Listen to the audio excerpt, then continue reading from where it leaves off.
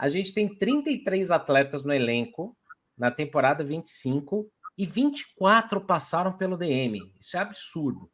Então, o São Paulo tem que fazer alguma coisa. Tem que mexer em alguma coisa aí para o ano que vem para isso não se repetir. E aí tem um projeto que saiu no GE agora, falando ali de um novo ambulatório, de um projeto de regeneração, reparação física e tal, para o São Paulo resolver isso daí. Pri, quase 73% do elenco passou pelo DM. Mas não é passou pelo DM, o cara bateu o joelho na mesa, o cara teve uma micose na unha, não pode jogar, tá com a unha encravada. É embolia pulmonar, é problema cardíaco, é hérnia inguinal, mas aí tem lesão muscular, você tem fratura, um monte de coisa. Algo tem que ser feito, né, Pri? Como é que você está vendo essa questão aí? Porque não dá para a gente passar um 2026 do jeito que foi esse ano também, né? Senna, assim, eu concordo que tá muito... Deixa eu começar do zero. Não comecei do jeito que eu pensava. Mas, assim, de fato, existem lesões no São Paulo que é até sacanagem a gente querer colocar num bolo de que é incompetência e tal. Só que também, vamos tirar essas lesões, né? Vamos tirar o Oscar, que é um problema de coluna, uma queda gravíssima, e depois um problema de coração. Vamos tirar o Luiz Gustavo, que foi um problema de pulmão. E a gente pode até tirar o Lucas, vai. Sempre falam que parece que ele sofreu um acidente no joelho e tal. Então vamos tirar. E a do Enzo Dias também, né? Que são lesões mais diferentes, digamos assim. Mesmo você tirando essas 4, o número continua muito alto. O problema é que essas 4, elas estão concentradas, especialmente do Lucas e no Oscar, dos caras de maior alcance do clube, os grandes jogadores do São Paulo. Então, elas acabam tendo muito peso.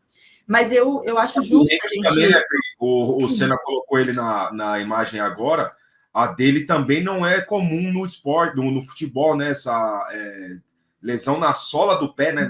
É isso que ele, né? Também não é tão comum acontecer, né? Então, mas mesmo assim, 5, mesmo que dessem 10 lesões diferentes, continuariam mais de 50, né? Esse que é o ponto. Então, assim, eu concordo que a gente tem que fazer esse balanço na hora de analisar, mas ainda assim é muito. Se a gente faz uma divisão por mês, dá o quê? 5, 6 lesões por mês do São Paulo. A gente viu a matéria do GE, né? Falando que... Agora eu não lembro o número, eu devia ter visto antes de falar, que tantos jogadores não se lesionaram. É um número muito pequeno, tendo em vista o elenco todo. Então, assim, muito... O que eu acho é muito o que eu falei no Sextou, sabe, gente? Tipo, eu só espero de verdade. Agora já foi. A cagada já tá feita, já tá tudo uma desgraça. Então, vamos agora, né, no fim do ano, chega de achar que tá tudo bem, chega de achar que é culpa do gramado, chega de achar que é culpa do calendário, bora resolver, porque ano que vem o São Paulo vai jogar nos mesmos gramados, vai ter o mesmo calendário, não vai mudar. Então a gente vai sempre sentar nesse argumento de que o calendário tá cheio, de que os gramados são ruins. Não dá. Uma hora você tem que fazer igual aos outros times e se adaptar a esses problemas, né? Porque todos os times têm o calendário, todos os times jogam no gramado e eles não têm 70 lesões por ano. Então, o problema claramente está no São Paulo. É culpa de alguém específico? É culpa do departamento? Não sei. E também não sou eu que sou paga para descobrir onde está o problema. Mas tem muita gente lá que é paga e tem essa função. E eu espero que essas pessoas, no final do ano, realmente deem uma atenção para isso e aceitem, né? Deixem o ego aceitar que tem um problema. E tudo bem, já foi. Vamos resolver para o próximo ano. E não ficar sempre essa história de, não, veja bem, calma aí, o calendário é normal, igual o Muricy falou na entrevista que ele fez, que é normal. Não, gente, não é. Não é normal. Não é normal. Tá não, muito diferente. Não é normal, tá muito longe de ser normal. Então eu só espero, só para terminar, assim, claro, beleza, que seja pelo menos uma estratégia. Vamos adotar uma estratégia aqui, como nós somos todos funcionários, vamos falar para a imprensa que não tem nada, mas internamente, vamos resolver? Tudo bem. Para mim, o que importa é resolver. Se vai falar, o que vai falar, tanto faz. Eu só quero que resolva. Então, eu espero que seja isso. E que não realmente alguém pense que tá tudo bem. Porque se realmente pensam o que falam, ferrou. Vai ser assim até 2050, pô.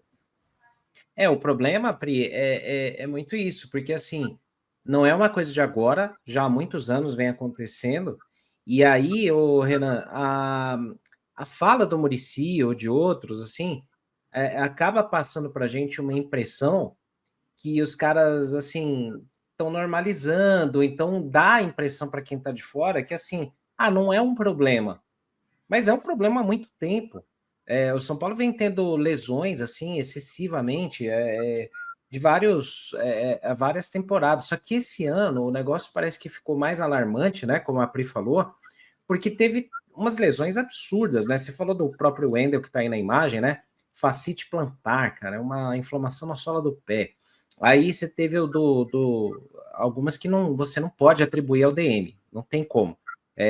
Embolismo pulmonar, tromboembolia pulmonar, problema cardíaco do Oscar, não é o DM, se não foi detectado antes, não é o DM.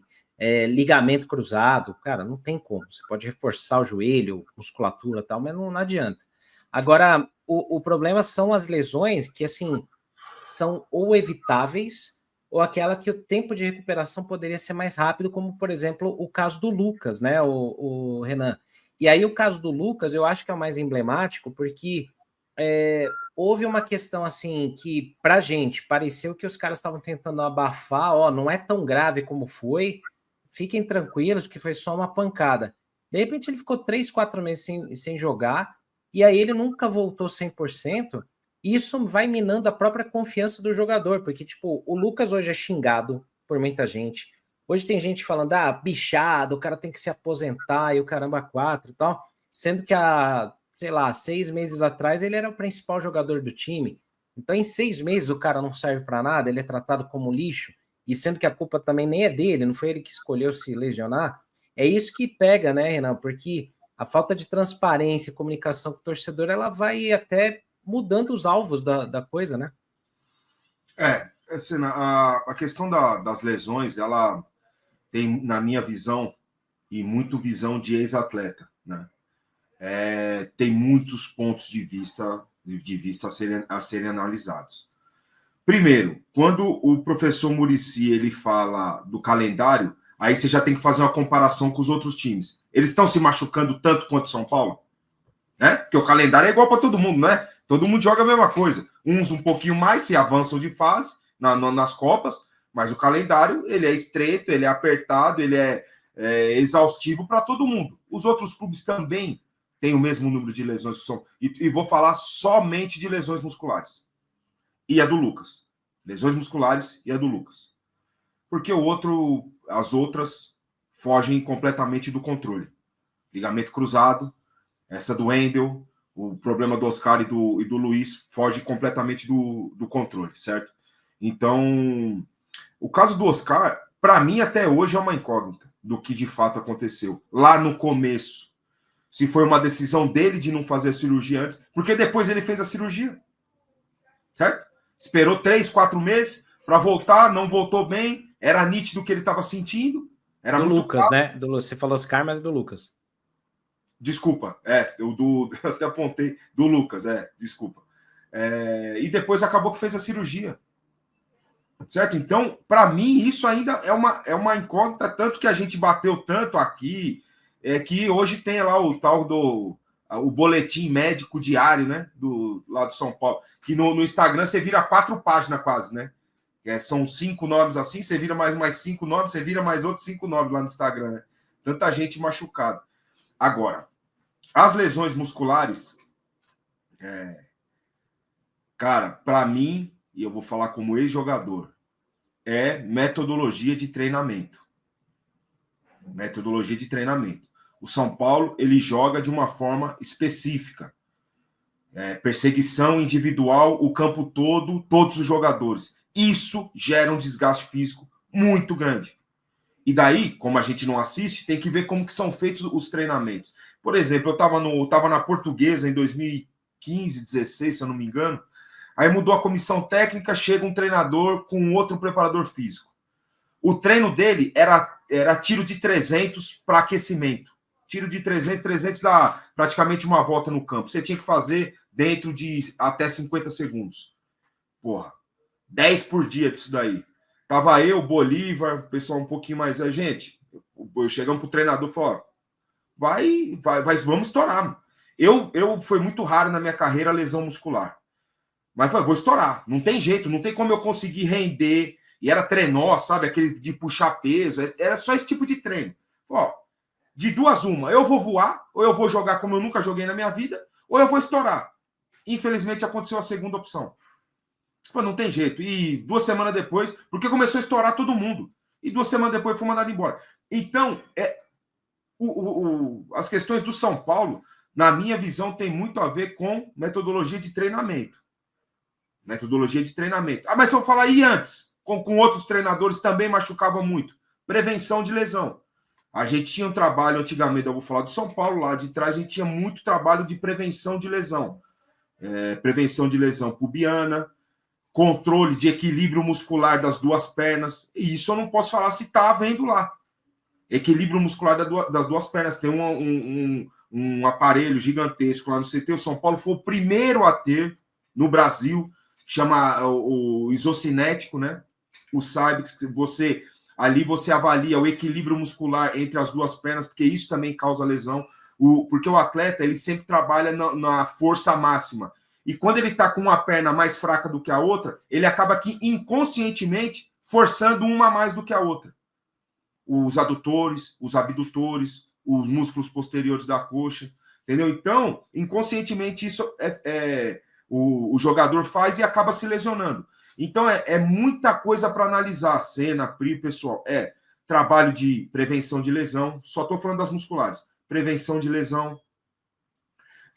A metodologia de treinamento. Alguma coisa está errada. Não podemos, no período de data FIFA, jogador machucar músculo. Por quê? Na teoria, é o período do quê? Descanso, recuperação e treinamento. Pô, o cara se machucar na data FIFA, cara, é complicado, bicho. Né? Na minha opinião, é raro você ver isso. E tá acontecendo isso no São Paulo, cara. Então, são muitos pontos a serem analisados. Muita gente fala do DM especificamente, porque o departamento médico são os médicos, os clínicos, os ortopedistas, a fisioterapia, a fisiologia, que para muita gente faz parte do departamento médico. São muitas áreas que englobam o DM. Aí tem a parte da recuperação. Cara, a recuperação, até onde eu sei, os aparelhos mais sofisticados e modernos do mundo estão lá no Refis. Os profissionais, alguns deles são os mesmos que trabalhavam com a gente há 20 anos atrás. E são profissionais que o Ronaldo vinha tratar lá. O Júlio Batista saía da Europa e estava lá. O Juninho Pernambucano estava lá. Eu chegava no Refis, eles estavam deitados na maca. O Roque Júnior, jogando na Alemanha, vinha tratar.